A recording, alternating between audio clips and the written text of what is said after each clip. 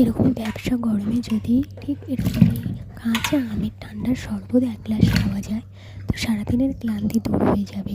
তো এখানে আমি প্রথমে কাঁচা আম টুকরো টুকরো করে কেটে ভালো করে ধুয়ে নিয়ে মিক্সিং জারে দিয়ে দিয়েছি। তারপরে কিছু পুদিনা পাতা দিয়ে দিয়েছি,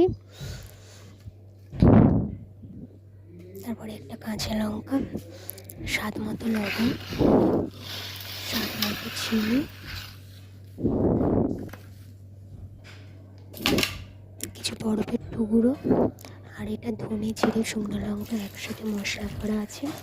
তারপরে কিছুটা জল, আপনারা জল দিয়ে পেস্ট করে নিয়েছি।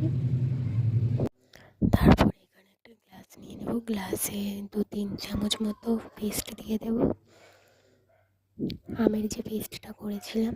তারপরে 2-3 টুকরো বরফ, তারপর জল, আপনারা চাইলে স্প্রাইটও দিতে পারেন। আর এই পেস্টটা টক ঝাল মিষ্টি খুব সুন্দর খেতে হয়েছিল।